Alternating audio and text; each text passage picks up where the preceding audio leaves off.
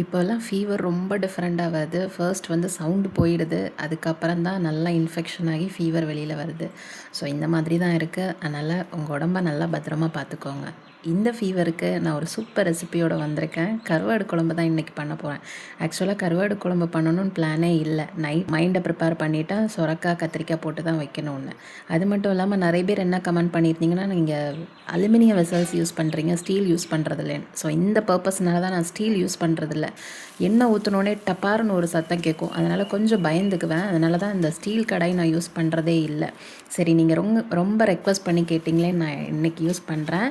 First வந்து கருவாடு குழம்பு வைக்கிறதுக்கு முன்னாடி தேங்காய் நல்லா வறுத்துக்கோங்க. நல்லா கொஞ்சம் செவக்க வறுத்துக்கோங்க. அது கூடவே கருவேப்பிலை, சீரகம், 2 மிளகு, அப்புறம் பார்த்திங்கன்னா நல்ல செவந்து வறுத்ததுக்கப்புறமா கேஸ் ஸ்டவ் ஆஃப் பண்ணிவிட்டு மசாலா ஆட் பண்ணிக்கோங்க. தட் இஸ் மல்லித்தூள், மிளகாத்தூள் இதெல்லாம் போட்டு நல்லா வறுத்துக்கோங்க. அந்த தேங்காய் கூட ஒரு 2-3 சின்ன வெங்காயம் போட்டு வறுத்துக்கோங்க.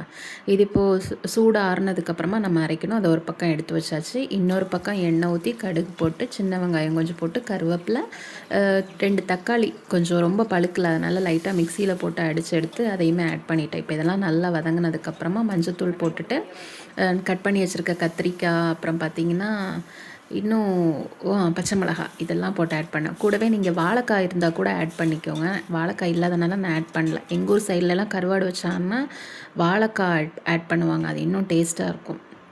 அப்புறமா நம்ம வறுத்து வச்சுருக்க மசாலாவை வந்து கிரைண்ட் பண்ணிட்டேன். பிள்ளைங்களுக்கு சுத்தமாக கருவாடு பிடிக்காது. நான் தான் சொன்னேன்ல,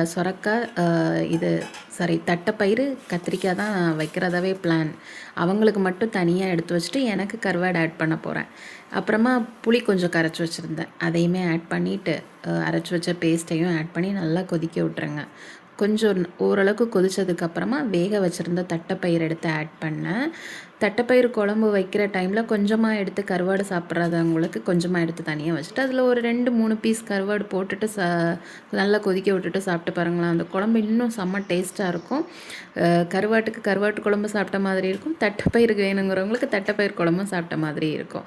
இது கூடவே முருங்கைக்காய் சேர்த்தாலும் இன்னும் நல்லாயிருக்கும். இப்போ என் பிள்ளைங்களுக்கு கருவாடு பிடிக்காது. அவங்க ஸ்கூலுக்கு வேறு போகணும். அதனால் அவங்களுக்கு கருவாடு ஆட் பண்ணுறதுக்கு முன்னாடி தனியாக நான் எடுத்து வச்சிட்டேன். எனக்கு கருவாடு ஆட் பண்ணிவிட்டு நான் காலேஜுக்கு எடுத்துகிட்டு போயிடுவேன். ஏன்னா என்னோடய கொலீக்ஸ்லாம் நல்லா விரும்பி சாப்பிடுவாங்க. அதனால் எடுத்துகிட்டு போயிடுவேன். காலேஜ் ப்ரொஃபஸர் இதுதான் எடுத்துகிட்டு போகணும் அப்படின்லாம் கிடையாது. எனக்கு என்ன பிடிக்குதோ அதை நான் எடுத்துகிட்டு போயிடுவேன். அடுத்து வீடியோ கேப்சர் பண்ண முடியல. கண்டிப்பாக ட்ரை பண்ணிவிட்டு டேஸ்ட் எப்படி இருந்துச்சுன்னு மறக்காமல் சொல்லுங்கள். டாட்டா.